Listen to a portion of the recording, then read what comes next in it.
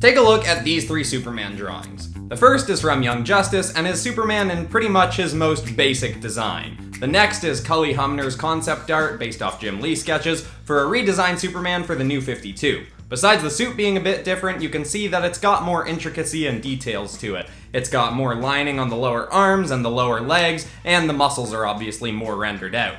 Then this third image by Adam Hawk Design is concept art for Injustice 2, and again, it's a very different Superman costume, but more importantly than that, it is very detailed. It's got a bunch of different types of texture, it's more textured in general, there's a lot more lining on the suit, there's more bevels to it. And while all three of these Superman designs have pretty drastically differing levels of detail, they're all very well suited designs for the medium that they're a part of. The Young Justice one, the character has to be redrawn multiple times, frame by frame in many cases, especially in fight scenes, and drawn by multiple different animators within one episode and still look consistent, so the design has to be pretty simple. For a comic, the character isn't being drawn quite as much. They're still being drawn a ton, obviously, because it's a comic book. But there's also a fewer number of artists working on one issue, so the designs can be a little bit more intricate and detailed. Then for a video game, the character is being designed in the concept art stage to be turned into a 3D model, and once the 3D model or multiple 3D models are made, the character doesn't really have to be drawn again. So in case it's not obvious, today's episode is all about differing levels of detail, how much detail you should use in your art, and most specifically, I'm going to be talking about detail levels in comics, because I'm going to be making a comic. But more on that after the jump. Roll the opening banner. Today, I'm going to be drawing Thor in 3 different levels of detail. Now, the levels of detail aren't going to vary nearly as much as those 3 Superman drawings did, because these 3 are all sort of for a comic. The second 2 drawings I'm going to do, one will be as if it's a drawing for a smaller interior panel shot, and the last drawing will be the amount of detail I would put into a cover or splash page or something like that. But the first drawing is actually going to be me going back to a long forgotten art style of mine from when I wrote, self-published, and illustrated a book series a few years ago called Multiverse Tales. And you probably don't know what that is, but I'll explain it in a sec. Let's get into that first drawing. Just cutting this in to clarify, Thor is not going to be the character of the comic I'm making. I just haven't decided which of my own original characters are going to be the main characters, so I thought for this episode I'd draw a popular superhero like Thor. Anyway, let's go to the drawing. Cast yourself back to the distant year of 2016. I was just getting out of school for film production and animation, and the company that I'd been animating for a few years was going to stop producing. So instead of jumping back into the job market, I decided to work on a passion project that I'd been planning for a while, a book series called Multiverse Tales. And to this day, it's still one of my favorite failures of all time, because I learned so much from working on that book series, though I didn't really make much money off of it. And see, going into it, back then, I wasn't a good enough artist to do a full-fledged comic book. I knew that I wasn't good enough to do fully rendered pages in a reasonable amount of time. So I decided to do it as a sort of series of illustrated novels, where there were illustrations every 2 pages or so. And I also knew I wasn't really a good enough artist to do a comic booky sort of style consistently. So I developed this style that sort of leaned into my strengths. It was more cartoony because I'd been working as an animator, so I was better at drawing simpler characters. So I drew forearms really big, heads big, eyes bigger, hands big, feet kind of melded into the lower legs because I was really bad at drawing feet. And to this day, when I look back at those books, even though I am significantly better at art now, I still kind of like how they look. They still feel like they hold up a little bit because I leaned into my strengths. So you could also make the argument that maybe I should have taken the time to get better as an artist, but the thing is, from doing that project and giving myself this sort of forced practice, I was becoming better and better and better from working on that series, even though it was a simpler art style. So I personally recommend, if you've got a project you've been wanting to work on, like a comic or an animated short or something like that, and you think you're not good enough yet, personally, I'd say just do it anyway. Because what's the worst case? It ends up not looking great, and you either do it again when you're a better artist, or you just go on to a new project and do that one with the newfound skills that you've gained from doing that first one. Different people probably have different mindsets in terms of that sort of thing, but that's my personal advice. I'm so glad I did Multiverse Tales. Even though it was a bit of a failure, I learned so much from doing it. Anyway, here's what Thor looks like in the old Multiverse Tales art style.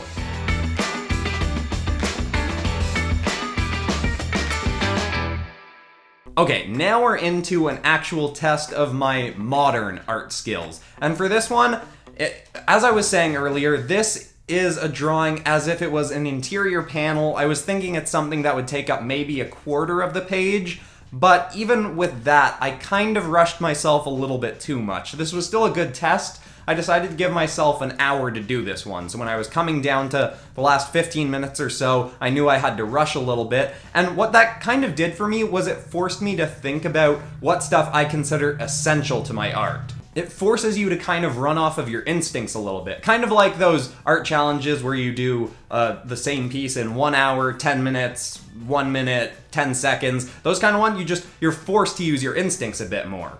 And I noticed that when I'm in a rush, I don't spend as much time with the composition, obviously, and I noticed that my lower legs, or just legs in general, could use a bit of work. I like how my character's legs look when I take the time to actually focus on those areas, but when I'm doing them in a bit of a rush, they're a little bit lacking. So before I work on this comic, I'll probably go back and do some of those anatomy courses I've liked before. One I've mentioned a lot is Neil Fontaine's course on Udemy. I'll link it in the description below. It's a bit boring, but it's so great if you want to get good at drawing people and superheroes. But anyway, as I was saying, the 1 hour limit was a little bit too much of a rush because a sort of vague but reasonable industry standard for comic books is doing a page in a day. Different artists have different amounts they can get done in a day, but a page a day is a good estimate. That's kind of what I'll want to be doing when I'm working on my comic. So if this panel was taking up a quarter of the page, I probably could have spent closer to 2 hours, maybe 2.5 hours on it. So this one turns out a little bit rushed. I don't totally love it, but it's still a test that I'm glad I did. So let's take a look at how this interior panel Thor turned out.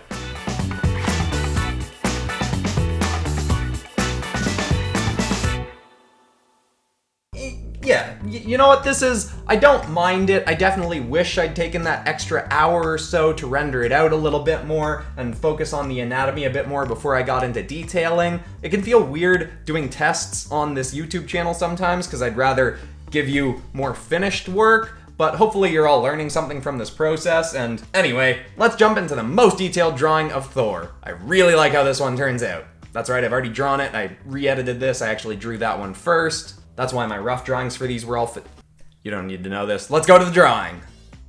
Alright, so with this image, I'm doing it as if it's the equivalent of a splash page or a cover, so I can spend a lot more time planning it out and rendering it. But before I get into that a bit more, I just want to finish that thought I was mentioning earlier about going back and doing some anatomy courses again. The thing is, when you work in a more stylized style, or you work cartoonier like how I often tend to work, once you know realistic anatomy, you kind of make your own version of anatomy that you want to use in your art. You simplify different areas and change proportions a little bit to match what you want your art to look like, which is great, and I really like my art style currently. But the thing is, from doing that, if you work in one style for too long, you can start to forget what realistic anatomy actually looks like. So that's why I kind of want to go back and brush up on my anatomy a bit, because there's different leg muscles that I don't really know how they work, and if there's certain poses that I don't draw very frequently, then it'll be kind of clear when I have to draw one of those poses that I don't really remember what the anatomy looks like there. So I think it's always a good idea now and then to just go and brush up on some of your fundamentals.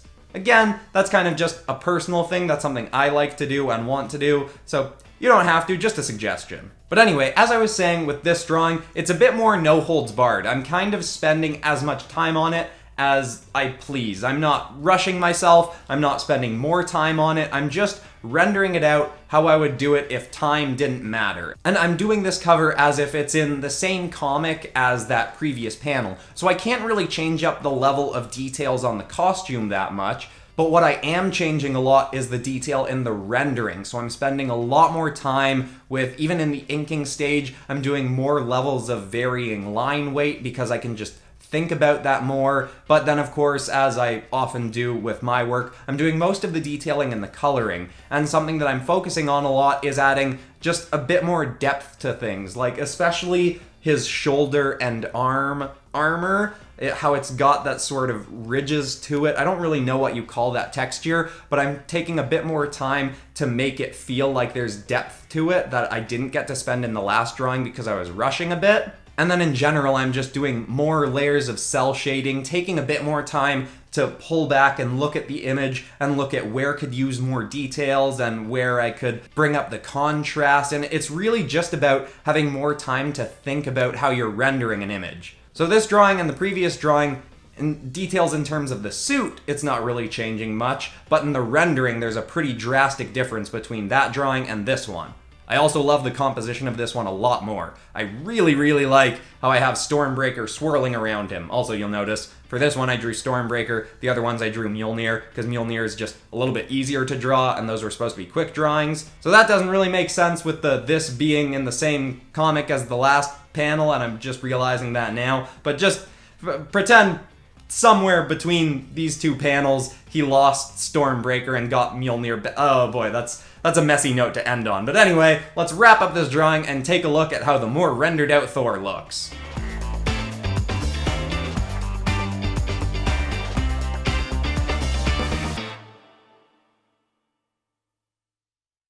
Wow.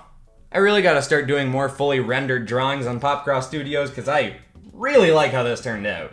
And for this comic that I'll want to be making in terms of level of detail, for the interior panels, I'll want to find some kind of happy medium between this level of rendering and the level of rendering in that second drawing. But anyway, I teased a big announcement about this month's Popcross Community Redraw episode, and the announcement is that there's going to be 2 episodes. Because there were so many awesome submissions sent in, and I want to redraw a bunch more people's art, the next 2 Mondays are both going to be Popcross Community Redraw episodes. On the same theme, the superheroes redesigned, and I'm so excited. There's something like 500 submissions so far. It's absolutely ridiculous. You all have submitted so much cool art that I just couldn't chop it down to the usual 6 or 7 or 8 that I usually do. Plus, it's kind of my way of giving a small thank you to everyone for helping the channel grow so much in the last month. We've gone from 7,000 to 42,000 in the last month. Maybe it's more than that by the time the video's coming out. But yeah, I really appreciate everyone liking and subscribing and watching, and I really hope you're getting something out of these videos, whether entertainment or learning or whatever. I'm gonna keep making them better and better. Anyway, thank you all so much for watching. This has been Popcross Studios, home of the nerdiest art videos on YouTube. The final date for submitting your redraws is Wednesday. I'm gonna be releasing an episode on Monday, but as I said, 2 episodes. So if you haven't submitted yet, you can still be considered for the next episode. And yeah, this has been a long ending. Thank you all so much again for helping the channel grow, and I will see you all in Monday's episode. Goodbye, everybody.